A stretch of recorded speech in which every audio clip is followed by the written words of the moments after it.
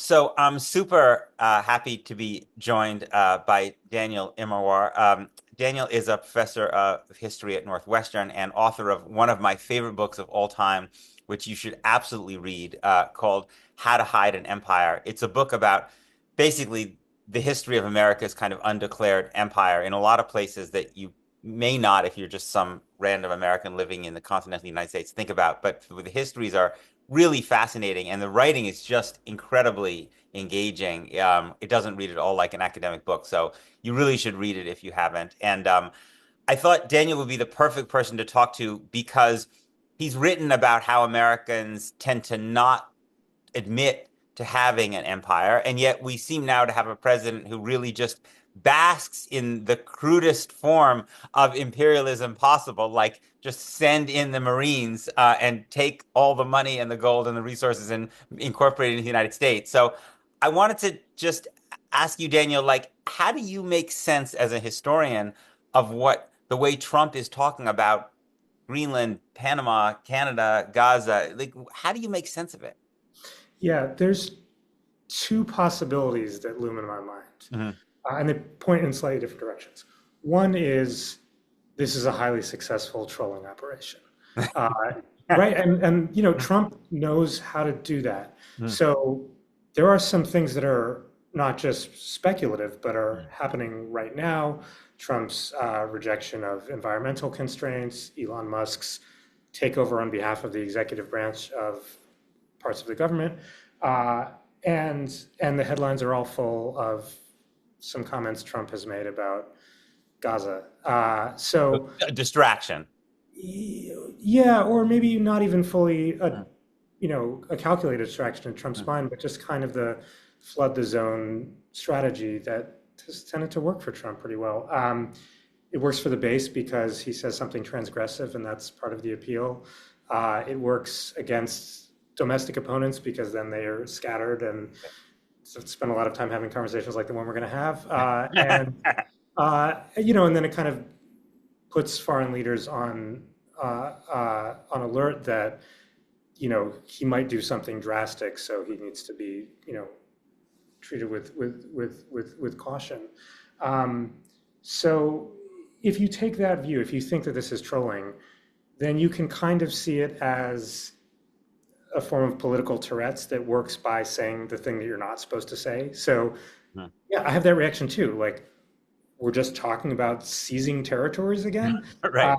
But in some ways, it works as a troll because that's not a language that has been part of the US sort of power repertoire in the last couple of decades.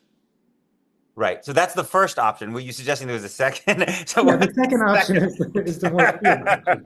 The second option would be to say something like this: that Trump is often imprecise in his plans and often fails in his particular things he proposes to do, but has some kind of instinct, Mhm. maybe an improviser's instinct. He says Mhm. something, he hears how people react, he doubles down or not.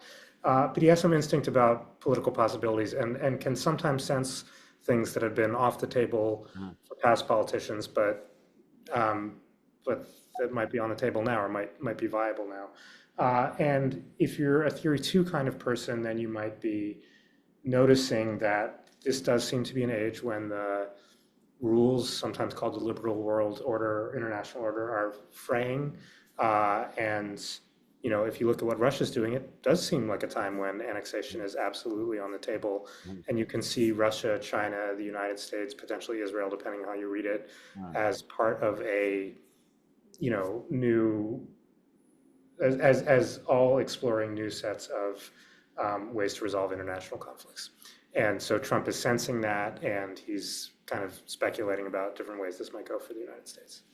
Yeah. So let's pick up on two. I think it's really fascinating. So you said that this hasn't been part of America's power repertoire, right? That the United States has toppled governments we don't like if they threaten our interests and bomb places a lot and stuff like that. But they're kind of basically saying like we're going to go in, seize this territory, and basically just permanently control it under our, Yes. even incorporating the United States.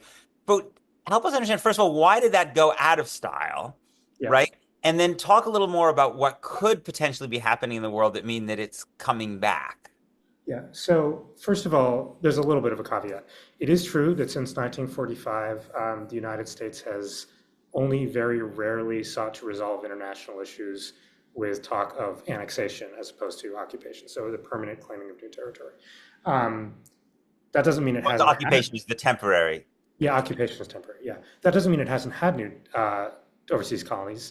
Puerto Rico, Guam. I mean, these places have been part of the United States the whole time. And how Trump thinks about them is something that we might want to get into. But the I think the hopeful notion since 1945 has been that the United States has superintended a pattern of power relations that has allowed powerful countries, including the United States, to have reasonably secure access to the kinds of things that it needs, strategic resources, access to trade, such that locking down a trade partner as a colony or locking down a source of resources like oil as a colony, that hasn't been necessary and that would be met with significant international rebuke. And so, the hope for this kind of liberal international order is that what happened in World War II, Germany feels hemmed in, sees no other path to economic growth other than territorial growth, Or which is Japan. right, exactly right, yeah, which had been the dominant pattern up into Mhm. World War II. That now there are pathways to non-rivalrous, or at least non-territorially rivalrous growth, and that the United States had both enjoyed those by having a kind of centrality to the world system that Great Britain once used to have without having to control colonies over the planet, and that it had also had a kind of peace dividend as a result of that because its rivals didn't feel like they had to seek territorial revision and claim some of its territories in order to grow.